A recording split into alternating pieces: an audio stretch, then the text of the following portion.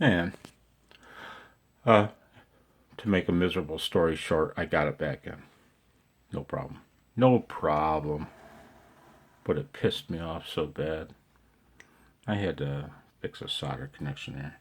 That pissed me off so bad.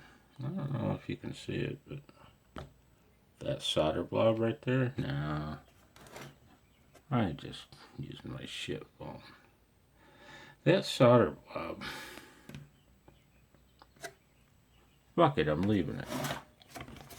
To the purists out there, maybe I'll change that beautiful red ruby LED to a real LED. Fucking blue one. That's how I feel about this thing. Oh, also, well, I think I mentioned for you purists out there, not a realistic brand, although I should have. Output connector. After all that misery, all the bullshit,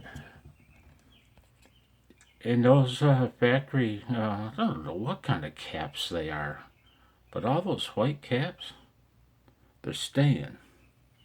They're staying.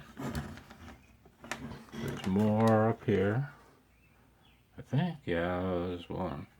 If I replaced all those caps with modern ones, I'd have replaced literally every single cap in the damn signal generator.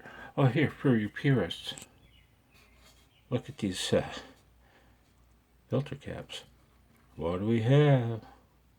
A flying lead. Oh, no. Oh, my fucking God. The whole world's gonna end. Yeah, we got politicians saying it will anyway in 12 years, so.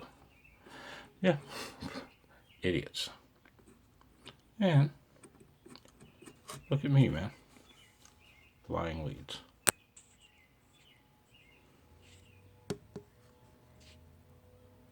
.680 ohm resistor.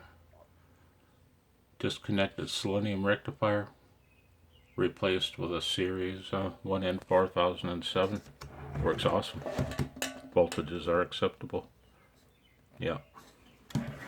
So, how do I feel about this thing?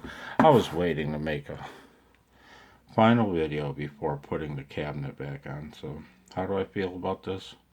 After all my bitching, complaining, cussing, the dial calibration is dead nuts on. This thing's working fantastic. Just great. So, yep. Fun little project. And I fell so in love with this beautiful machine. I pulled the tubes out and cleaned the dust off. Maybe I'll do a Buzz 1151 move. Paint this red, the top of the core white, and the top of the fasteners blue. That'll make the purists happy. Thanks for watching.